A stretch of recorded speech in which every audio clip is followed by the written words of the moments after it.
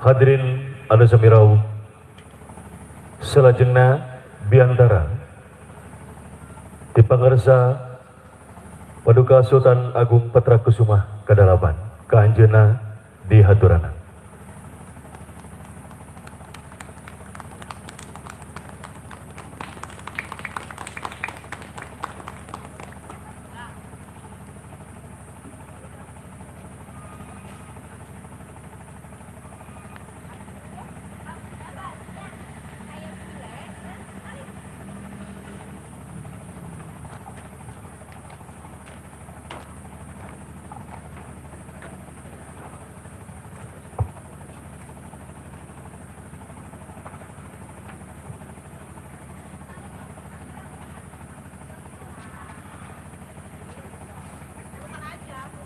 Bismillahirrahmanirrahim. Assalamualaikum warahmatullahi ta'ala wabarakatuh. Alhamdulillah wa syukurillah wa ala alihi wa sahbihi wa mawalah amma ba'du. Rabbi srohli sodri wa yassirli amri wahlul uqdatam min lisani yafqahul qauli. Allahumma rabbi adhilni mudhola sidki wa ahrijni mukhrajas waj'alli miladunka sultanan nasir. Rabbik billi wa habli mulkal la yambagi li ahadim mim ba'di innaka antal wahhab. Para ibu, para bapak, tamu undangan yang saya hormati, ketua lembaga, ketua organisasi, baik pun struktur kepengurusan yang ada di wilayah dalam kepemimpinannya, juga yang saya hormati dan saya ucapkan selamat datang. Semoga Allah Subhanahu wa Ta'ala memberkahi kita semua pada siang ini dan waktu ini. Juga yang saya cintai, yang saya banggakan juga kedua istri saya, Hajah Dea Mardianti SHMH dan juga Hajah Rizka Junita SHMKN beserta putri-putri saya, juga putra saya yang saat ini hadir di sini. Semoga Allah meluhurkan wibawa derajatnya di pandangan manusia baik pun di hadapan Allah Subhanahu wa Ta'ala. Juga yang paling saya muliakan, ayah saya Haji Raden Saifullah bin Raden Cosudanco, juga ibunda saya Hajah Ia Maryam binti Raden Niki bin Imsari, dan juga para guru-guru saya yang hadir dari mulai mendidik saya dari tingkat awal sampai perguruan tinggi, juga rekan-rekan saya di sekolah, mau itu di tingkat dasar baik pun di S1, S2, di Magister Hukum. Alhamdulillah sebagian hadir juga di sini, terutama rekan-rekan saya seangkatan di Magister Hukum Universitas Galuh. Dan juga rekan-rekan saya di Magister Administrasi Negara. Kebetulan saya juga mengambil sekolah S2 di Administrasi Negara di STIA. Hanya kami belum masuk, baru sudah menjadi resmi menjadi mahasiswa.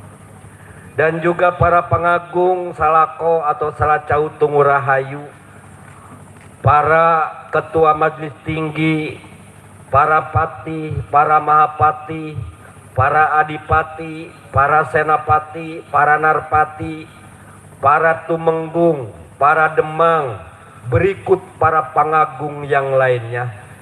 Yang saya hormati dan yang saya banggakan atas kerjasama daripada pengagung cagar budaya Salacau Tungurahayu, semua ini bisa terlaksana dengan baik. Baik pun itu para adipati yang ada di Pulau Jawa, baik pun yang ada di luar negeri. Terutama hari ini yang saya sampaikan kebanggaan, kehormatan para dato-dato yang ada di Kuala Lumpur. Begitu juga rekan-rekan saya, keluarga saya yang ada di Den Haag, baik pun yang ada di Amerika, baik pun yang ada di Timur Tengah, baik pun di Rusia, baik pun di negara-negara lain yang pada saat ini semuanya menyaksikan prosesi acara ini. Salam sejahtera bagi semuanya. Semoga kedamaian, kesejahteraan dilimpah curahkan kepada semua yang ada di luar wilayah ini, terutama yang ada di luar negeri. Saudara-saudara, juga saya banggakan, saya ucapkan terima kasih kepada pemerintahan negara Republik Indonesia bahwa di tahun ini saya dipercaya dengan pengajuan yang sudah di ACC sehingga kami mendapatkan beberapa SK Menkumham. Di antaranya Lembaga Dharma Siliwangi Nusantara yang berkantor di Jalan Wijaya nomor 11 Kebayoran Baru Jakarta, dan juga Lembaga Tritunggal Sakti. Itu juga alhamdulillah SK Menkumhamnya sudah diterima. Dan juga Laupum yang saya Laupum bersama Dr. Dadang SHMH yang saya banggakan, beliau itu hadir dari Surabaya sebagai rekan saya dalam advokasi hukum. Dan juga alhamdulillah saya juga mendapatkan sertifikasi berikut advokasi hukum dan tata negara. Alhamdulillah saya juga ucapkan Kementerian Bagian Merek, Dirjen Permerkan di Kemenkumham, alhamdulillah juga logo mahkota Cagar Budaya Salacau Tunggu Rahayu sudah mendapatkan hak paten. Itu juga menjadi kebanggaan dan kehormatan bagi saya atas izin yang dikeluarkan oleh Kementerian Hukum dan Hak Asasi Manusia Republik Indonesia. Juga tamu yang paling khusus diantaranya para satria-satria yang saat ini mau bertandang di kancah perpolitikan dari berbagai partai, dari berbagai perwakilan. Ada di partai-partai tentu bapak-bapak semua yang hadir di sini, ada yang calon anggota DPR RI dari PKB, dari PDIP, juga dari dari partai-partai yang lain, terutama Partai Umat juga ada, juga calon anggota DPRD Provinsi, anggota DPRD Kabupaten dari berbagai partai, ada yang di kota, ada yang di Cirebon, ada yang di Sumedang.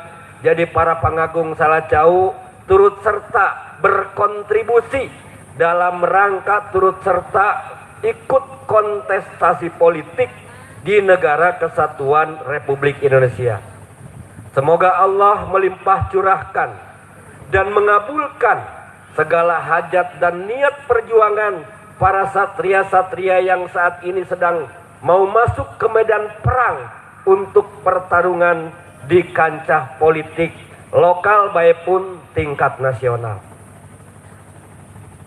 Tetapi dalam hal ini tentu ada banyak pertanyaan, kenapa di Salacau ini banyak logo partai politik yang mengucapkan selamat, baik pun organisasi-organisasi.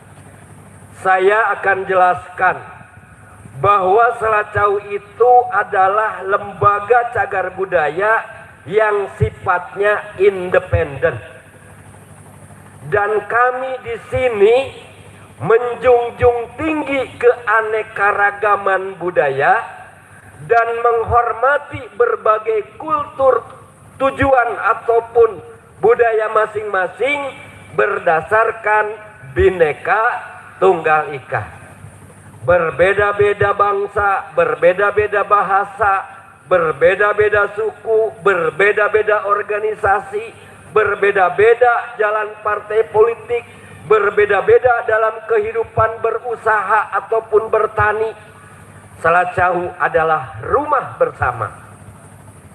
Dan saya hanya meminta kepada para satria yang saat ini mempersiapkan untuk menjadi calon legislatif, baik pun itu di tingkat kabupaten, tingkat provinsi, baik pun di tingkat pusat, saya minta ketika nanti di dalam perjuangan, junjung tinggi martabat kehormatan, jangan menghalalkan segala cara.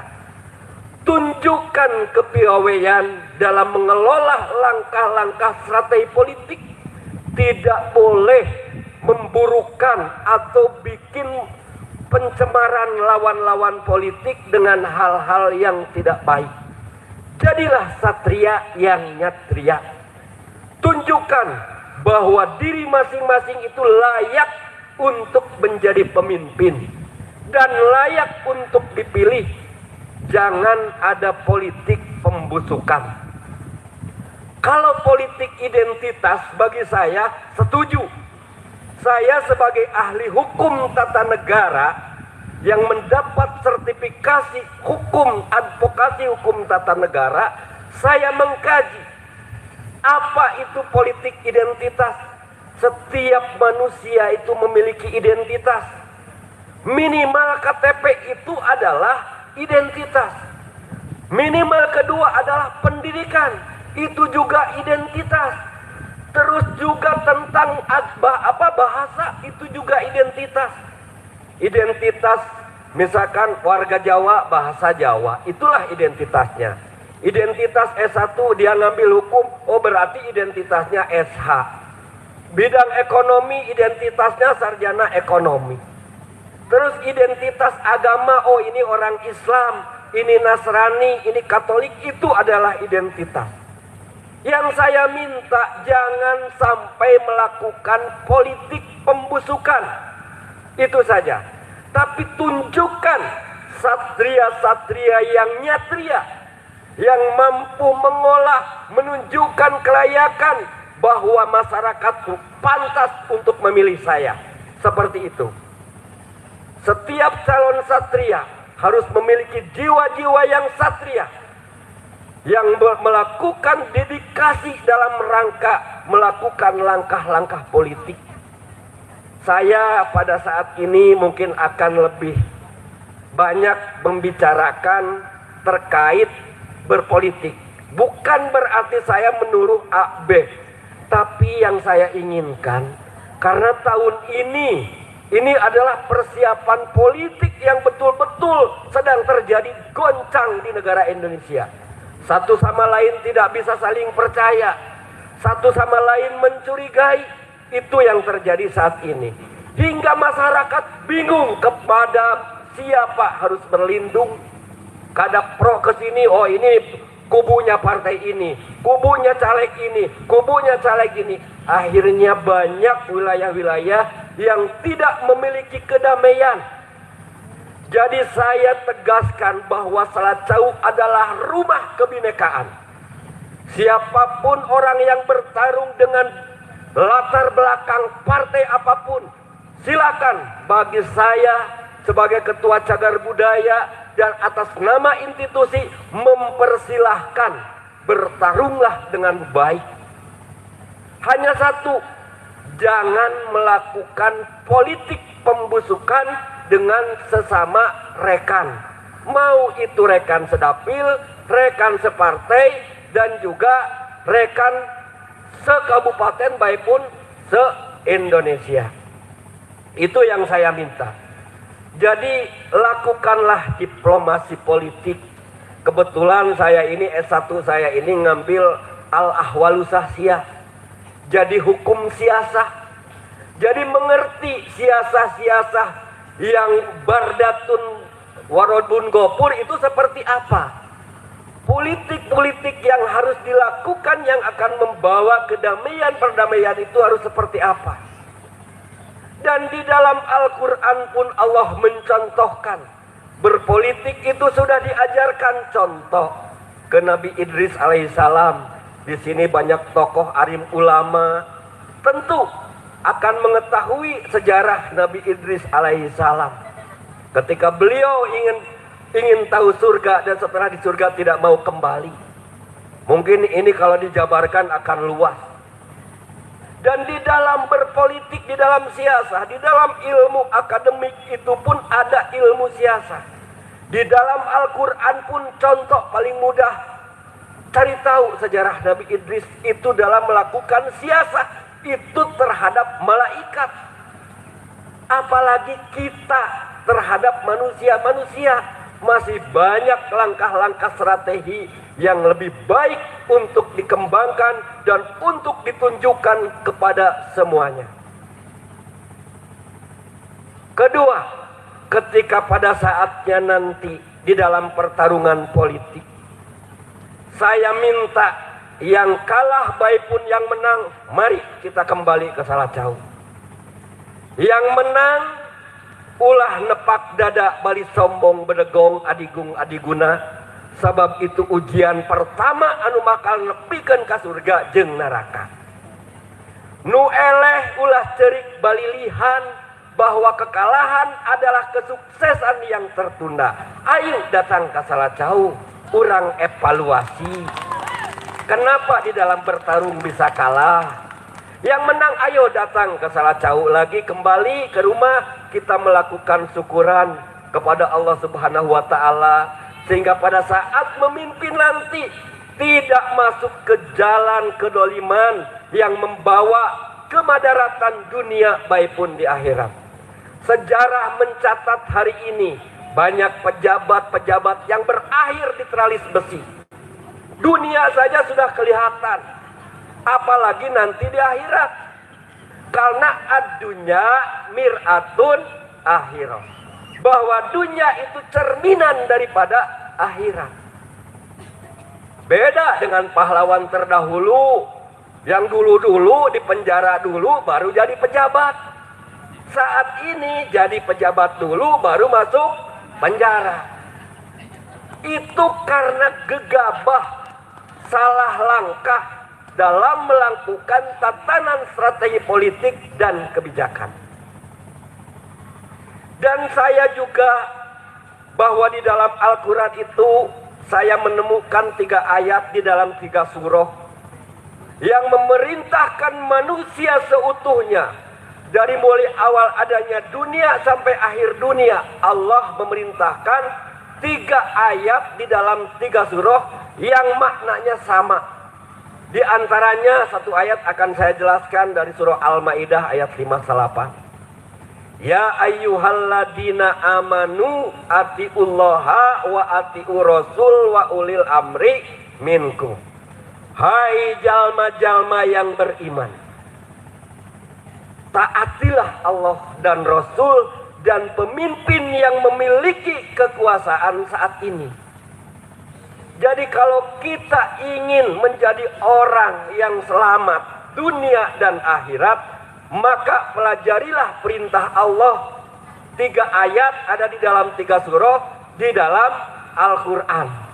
Dan 1 ayat saya katakan di surah Al-Maidah ayat 59. Yang lainnya silahkan, itu menjadi PR agar berpikir. Kalau saya semua yang bicara nanti ke rumah tidak berpikir, akhirnya karena tidak mau mikir lahirlah kebodohan. Maka di dalam surat itu pun saya hanya baca separuh, itu juga untuk berpikir, karena ayat tersebut dari dahulu sampai sekarang menjadi perdebatan. Menurut ini pemimpin yang harus diikuti ini versi zaman sana Abu Bakar, ini Utsman, ini Ali, maka lahirlah Sunni. Akhirnya Abu Bakar baik pun, Umar baik pun, Ali pun mati dibunuh. Bukan oleh musuhnya, tapi dengan kolega yang hanya salah pendapat, yang perebut kebenaran. Jadi saya sebagai ahli hukum tata negara yang belajar dari ahli hukum tata negara, saya magister hukum tata negara, mempelajari berbagai macam referensi terkait ayat tersebut. Tapi ayat tersebut menunjukkan, menurut saya, menunjukkan terhadap institusi, tidak menunjukkan terhadap personal. Karena di dalam ayat itu, ya ayyuhalladzina amanu atiullaha wa atiur rasul wa ulil amri minkum. Tidak ada tambahan wa ulil amri presiden, wa ulil amri hilafah, wa ulil amri raja, wa ulil amri bupati, gubernur, atau misalkan wa ulil amri Pak Jokowi, wa ulil amri Muhammad SAW, wa ulil amri Trump. Tidak ada. Ayat tersebut menunjukkan terhadap institusi. Artinya ketika bicara institusi, siapapun orangnya yang menjadi presiden itulah adalah pemimpin kita. Tetapi di dalam institusi itu orangnya berganti-ganti. Misalkan Presiden Republik Indonesia dari zaman Insinyur Soekarno sampai hari ini tidak berubah. Namanya institusinya Presiden Republik Indonesia. Siapakah yang berubah? Seorang presiden. Ada Bung Karno, ada Pak Harto, ada B.J. Habibie, ada Abdurrahman Wahid, ada Ibu Megawati, ada Pak Susilo Bambang Yudhoyono, ada juga Pak Haji Joko Widodo saat ini. Seorang presidennya berubah-ubah, hanya dipilih 5 tahun sekali. Tapi Al-Quran yang saya pelajari dengan dikolaborasikan dengan hukum tata negara secara praktisi akademisi menunjukkan bahwa ayat tersebut terhadap institusinya, bukan terhadap personal orangnya. Jadi yang harus ditaati itu adalah institusi. Bahwa salah jauh, saya tegaskan, salah jauh paksunnya terhadap institusi. Siapapun yang menjadi pemimpin di negara kesatuan Republik Indonesia, bahwa saya tegaskan, cagar budaya salah jauh akan patsun terhadap institusi. Artinya patsun akan manut. Jangan sampai di kemudian hari ada orang-orang mengatakan, wah Sultan ini kayak kutu loncat. Hari ini presidennya ini kok ke sini, hari ini presiden ini ke sini. Saya ini patsun mengajak salah jauh, patsun terhadap institusi. Terlepas siapapun orangnya. Itu harus jelas. Salah jauh itu patsun terhadap institusi dan ketetapan hukum, terlepas siapapun orangnya. Itu harus dipahami. Nah, selanjutnya di dalam langkah-langkah strategi politik, kembali ke tadi, manakala sudah terjadi pertarungan di dunia politik nanti, saya minta lakukan langkah-langkah, jangan terbawa arus dengan emosi, karena pada dasarnya musuh utama adalah nafsu, musuh nomor 2 adalah keluarga kita, yang lainnya itu nomor sekian. Karena ada kalimat juga dalam kewajiban kita, ku anfusikum wa ahlikum. Cukupi jaga diri pribadi dan keluarga, kehormatannya dunia dan akhiratnya. Tetapi kalau perilaku di dunianya baik, di akhiratnya pun insya Allah, karena ada ayat yang tadi gitu. Jadi bahwa ad-dunya mir'atun akhirah itu bagian cerminan. Kalau di dunianya garong dicaci maki oleh orang karena perilakunya, ya di dunia juga tidak akan jauh. Kalau bicara ad-dunya mir'atun akhirah, tetapi kadangkala cermin itu yang kanan jadi kiri. Coba bapak-bapak kalau bercermin teliti. Kalau berdiri bercermin, kanan itu menjadi kiri. Ada kalanya juga seperti itu. Nah, ini yang saya inginkan kepada keluarga dan juga kepada calon-calon para satria-satria yang akan bertarung. Saya minta, tunjukkanlah suri tauladan yang baik. Rasulullah bersabda, dilalatul hal aumin dilalatil makon. Contoh ku pagawean, ku pekerjaan, dengan perilaku itu lebih utama dengan kata-kata. Dan harus tahu bahwa para calon satria ini menghadapi berbagai macam unsur. Ada unsur yang pintar, ada unsur yang bodoh, ada unsur penguasa. Ini 3 unsur ini saya akan memberikan tip kepada semuanya. Menghadapi orang bodoh lebih baik diam. Karena salah satu imam di antara imam yang 4, Imam Syafi'i, Imam Ghazali, Imam Hambali, Imam Hanafi, salah satunya berkata, aku ini mampu mengalahkan 10 orang pintar, tapi aku akan kalah dengan 1 orang yang bodoh dan jahil. Jadi kita ini ketika menghadapi orang bodoh, jangan lakukan argumen-argumen atas yang tidak mereka ngerti. Lebih baik diam, karena 1 orang bodoh bisa mengalahkan 10 orang pintar. Kenapa saya mengatakan demikian? Contoh, kalau kita memberi penjelasan nasihat kepada orang bodoh daripada ngerti, karena merasa dihina malah nyebut bedog, ngundang. Gitu. Maka dalam langkah-langkah strategi politik, saya minta ketika berhadapan dengan orang bodoh jahil, lebih baik diam. Lakukanlah dilalatul hal, jadi perilaku yang baik. Dengan apa? Dengan contoh perilaku yang baik itu yang paling utama, as-sodaqotun jariyatun. Jadi sodakoh jariah leuwih utama, bisa nutup 1000 lawang kagorengan, bisa muka lawang 1000 kahadean. Jadi ngalawan jelema bodoh mah jawabna ku sodakotun jariyatun, dan lebih banyak diam, tapi perilaku lebih banyak diutamakan. Nah, menghadapi para penguasa harus bagaimana? Karena ingat, 1000 kebenaran akan kalah dengan 1 kekuasaan. Itu bahasa salah satu imam yang saya sebut. Boleh, saya kalau nyebut imamnya si A di kitabnya saya ini bukan kiai. Khawatir nanti salah. Terus dianggap bahwa ini sultan penistaan agama dan pembohongan publik, saya seperti itu.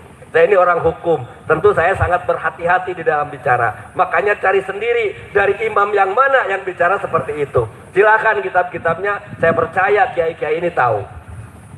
Jadi 1000 kebenaran akan kalah dengan 1 kekuasaan. Seperti apa yang harus dilakukan oleh para satria ketika melawan 1 kekuasaan? Pelajarilah hukum yang baik dan benar. Berargumentasi hukum harus betul-betul berbagai referensi dipersiapkan. Itu dalam rangka melawan penguasa. Karena tertingginya di dunia ini adalah hukum. Hukum adalah panglima. Itu ketika melawan penguasa. Karena 1000 kebenaran akan kalah dengan 1 kekuasaan. Jadi bagaimana para putra-putra Salacau yang mau bertarung di dunia politik maupun di dunia strategi, saya memberikan tip papagah amanat. Karena datang ke Salacau ini namanya pasir kolotok. Ari pasir kolotok teh kudu ngolotok pengetahuan. Dari sisi akademik, dari sisi sejarah, dari sisi budaya, hubungan diplomatik, hubungan diplomasi, kolaborasi harus paham. Bagaimana cara melakukan kolaborasi agar kita menemukan kebenaran dan kemenangan, tapi yang menunjukkan jalan kebaikan, yang rahmatan lil alamin. Bagaimana kita juga melakukan diplomasi untuk menyampaikan pembicaraan-pembicaraan yang baik dan benar,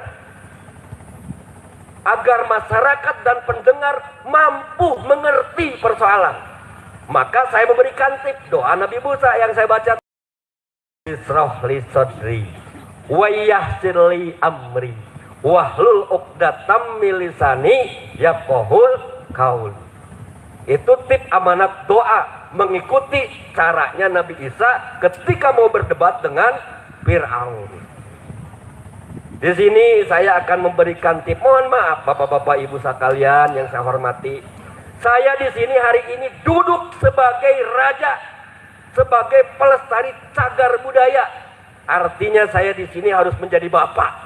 Walaupun di antara bapak-bapak ibu secara usia, pengetahuan, keilmuan lebih tinggi dari saya. Itu bahkan itu tidak zaman hari ini. Tapi saya di sini merasa bahwa bapak-bapak yang hadir, karena saya sebagai trust atau yang melestarikan sejarah budaya, maka saya duduk sebagai bapak, sebagai raja dahulu federasi dalam rangka membimbing, mengaping, mengatik, mendidik rakyatnya supaya lahirnya Siliwangi. Sili Asih, Sili Asah, Sili Asuh, Siliwangi. Jadi Sili Asah, Sili Asuh, Siliwangi itu lamun dikolaborasi ke jeung Al-Quran itu rahmatan lil alamin, lakum dinukum waliyadin.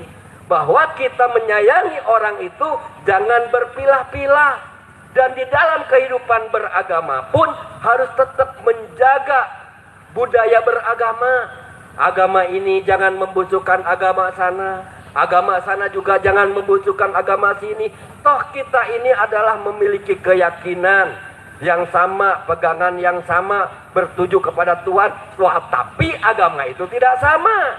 Semua ada konsekuensi. Jangan sampai ketika saya bicara ini menganggap bahwa Sultan Rohidin Patrakusuma SHMH menyamaratakan agama. Tidak. Maksud dalam hal ini konteksnya lakum dinukum waliyadin. Setiap agama punya kitabnya masing-masing, punya jalannya masing-masing, punya tujuannya masing-masing.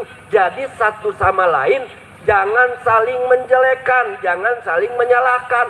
Hormatilah keyakinannya masing-masing. Itu amanat saya, pepatah saya untuk lahirnya kesiliwangian. Dan ketika bicara nanti ada kecurangan di dalam hukum, datang ke Salacau. Saya di sini mendirikan lembaga advokasi hukum dan saya memiliki SKA, sertifikasi advokasi hukum, baik pun hukum tata negara. Dan saya juga di Surabaya punya itu senior, Dr. Dadang SHMH pakar hukum. Beliau di Surabaya, di Jawa Timur. Di sini juga ada lembaga Tritunggal Sakti. Ini banyak orang-orang magister hukumnya yang bergabung di Tritunggal Sakti untuk nanti membackup manakala keluarga perlu didampingi ketika mau ada pengajuan ke MK, ada gugatan ke MK. Salacau siap menyiapkan advokasi hukum. Mau doktor ada, mau profesor ada, mau S1-nya banyak, mau S2-nya banyak. Jadi saya tegaskan kepada calon satria manakala mau mengajukan gugatan, Salacau siap memfasilitasi dan mendampingi. Dan termasuk saya pun siap. Saya pun sudah mendapatkan SKA advokasi hukum, baik pun yang lainnya. Itu. Jadi bukan berarti saya ini mengatakan nggak jago. Tuh ayah ada yang jago. Cuman untuk mendapat keadilan, rasa adil itu harus jelas. Jangan sampai keadilan yang kita miliki itu diintimidasi dengan kekuasaan. Karena yang tadi 1000 kebenaran akan bisa dikalahkan dengan satu kekuasaan. Maka Salacau Tunggu Rahayu menyiapkan juga para satria-satria hukum yang siap mendampingi, mengadvokasi para satria-satria yang turun bertarung manakala di dalam pertarungan ada hal-hal yang perlu diperjuangkan kembali di Mahkamah Konstitusi. Itu bapak-bapak, ibu-ibu. Jadi saya di sini memberikan satu arahan, nasihat, papagah, pandangan, dan jangan takut dengan segala sesuatu hal. Di dunia ini sudah menjadi sepakat, sudah menjadi pemufakatan dunia bahwa hukum adalah panglima, tidak mengenal pangkat dan jabatan. Jangan pernah takut dengan pangkat dan jabatan. Selama kita benar, selama kita menjalankan aturan yang benar, maju. Dan saya siap mendampingi siapapun. Tak perlu memikirkan, wah saya duitnya berapa, ya yang penting kita maju aja nanti. Masalah itu nomor sekian.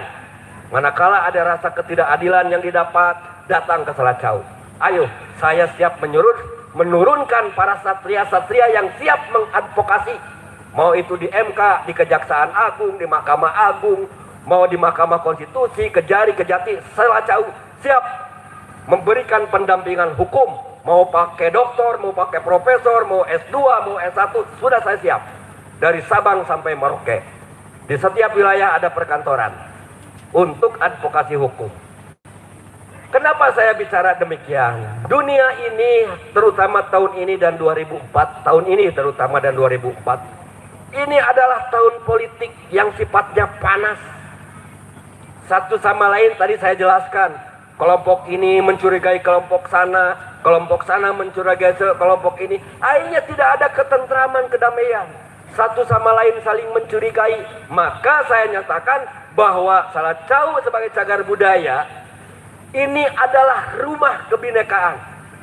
Saya siap menerima untuk audiensi, untuk tukar pendapat dari basis apapun, dari basic apapun, dari basis partai politik, mau yang putih, yang merah, yang hijau, yang kuning, yang ungu, yang putih, silakan. Manakala hanya saya minta yang menang ulah nepak dada bali somong bedegong kumuluhung adigung, nu kalah ulah nepak tarang bari leweh bari cerik bali lihan. Kemenangan adalah ujian pertama, kekalahan juga adalah ujian pertama, adalah kesuksesan yang tertunda. Itu Bapak Ibu sekalian, saudara-saudara yang saya hormati, terlepas kata-kata saya ini seperti ini, inilah khasnya saya sebagai Ketua Cagar Budaya Salacau Tungu Rahayu. Manakala ada tata cara, bahasa, anggah ungguh yang kurang tepat, kurang baik, yang tidak enak didengar dan tidak bisa dimengerti, siapapun yang ada di sini, baik pun di tingkat nasional yang melihat di televisi, baik pun di luar negeri, bahwa saya pribadi Rohidin bin Haji Raden Saifullah SHMH siap menerima untuk berargumentasi dan berdiskusi. Nah, nomor terakhir, di 2004 nanti juga akan memilih presiden. Sekarang yang sudah ramai ada 3 calon. Ada Pak Ganjar Pranowo, ada Pak Anies Baswedan, ada Pak Prabowo Subianto. Itu adalah calon pemimpin putra-putra terbaik bangsa. Yang saya minta kepada saudara semuanya, hari ini kan dunia IT. Dunia IT ini penuh dengan kontra intelijen, dengan pembusukan partai politik. Daripada pusing memikir, terus datang video ini di grup, di WhatsApp, di media, lebih baik bertafakur, bersyukur kepada Allah Subhanahu wa taala. Apalagi kita sebagai umat Islam memiliki cara yang disebut istikharah. Istikharah, lakukan sholat 2 rakaat, minta petunjuk kepada Tuhan. Siapakah yang akan Allah tunjuk menjadi pemimpin yang layak untuk saya pilih? Jangan terbawa dunia berita media yang satu memburukan ini dengan berbagai persoalan. Biarkanlah ini adalah dunia rekayasa, dunia panggung sandiwara yang penuh dengan segala macam aspek. Di sini orang-orang Salako, di sini keluarga besar saya harus memiliki jati diri, harus memiliki keyakinan, di mana kita tidak terpengaruh dengan berbagai isu-isu yang beredar. Yang harus pahami ini tadi, Salacau itu patsun terhadap institusi. Misalkan muncul berita Pak Anies, muncul berita Pak Ganjar, muncul berita Prabowo, misalkan menjelekkan ini praduga. Jangan terpengaruh. Karena apa? Pada hakikatnya secara duniawi, selama belum ditaruh di pengkampunan hukum, diketuk di pengadilan bahwa si A ini melanggar pasal sekian, ayat sekian, kena sanksi subsidiar pidana dan perdata sekian-sekian, dipidana sekian, itu tidak ada apa-apanya kalau belum ada putusan pengadilan. Artinya kita semua jangan terbawa arus dengan pemberitaan yang ada di media sosial. Karena pada faktanya beliau bertiga adalah putra terbaik. Sampai hari ini juga belum ada putusan pengadilan yang menetapkan salah satu di antara beliau bersalah. Artinya yang beredar itu hanyalah domain argumen kontra intelijen yang menjebak rakyatnya, yang menjebak orang-orang yang tidak mendukung salah satu. Maka ketika dalam dunia seperti ini lebih baik banyak diam. Bekerjalah seperti biasa untuk mencukupi anak cucu kita dan keluarga, dan beribadah kepada Tuhan yang Maha Kuasa. Biarkan urusan dunia ini kalau kita tidak bisa bermain di dalamnya. Karena dunia ini adalah perumpamaan, dunia ini adalah panggung sandiwara. manakala kita belum bisa bersandiwara menghadapi dunia panggung tersebut, lebih baik diam, urus pekerjaan kita, beribadah, bertafakur, bersyukur terhadap Allah Subhanahu wa Ta'ala. Itu amanat saya atas nama Sultan Patra Kusuma 8, baik pun juga atas nama Sri Paduka yang mulia Prabu Surawisesa yang naik tahta 1521 Masehi di Galuh Pakuan Pajajaran. Jadi saya mewakili beliau tokoh terdahulu sebagai histori pemerintahan asal usul menyampaikan amanah kepada bapak-bapak, ibu-ibu sekalian agar di dalam kehidupan ini tetap kita memiliki pegangan hidup, tujuan hidup, dan mampu melindungi keluarga kita yang menjalankan ku anfusikum wa ahlikum. Dan apabila kata-kata saya banyak diulang, mohon dimaafkan, bukan semata-mata tidak ingat, tetapi agar kolaborasi perkataannya ini mudah dimengerti. Karena saya tadi sudah meminta kepada Tuhan, Robbis rohli sodri wa yassir li amri wahlul uqdatam min lisani yafqahul qauli. Jadi sebelum saya bicara ini sudah memohon kepada Tuhan bahwa berikanlah saya kemampuan untuk berbicara yang mampu didengar dan dirasakan dan dimengerti oleh siapapun yang mendengar saya. Artinya apa yang saya sampaikan semata-mata ridho dari Allah Subhanahu wa Ta'ala. Apabila ada kekurangan, kehilapan, kelemahan dalam menyampaikan tutur bahasa, semata-mata dari kebodohan saya, karena manusia al-insan mahalul khoto. Manusia itu tempat salah dan lupa. Demikian, semoga Allah Subhanahu wa Ta'ala memberkahi kita semuanya dan diluhurkan wibawa derajatnya dan diampuni segala dosa perdosanya dan dikabul segala hajat dan cita-cita baik pun perjuangannya untuk menata kehidupan berbangsa bernegara untuk dunia dan akhirat. Wassalamualaikum warahmatullahi taala wabarakatuh.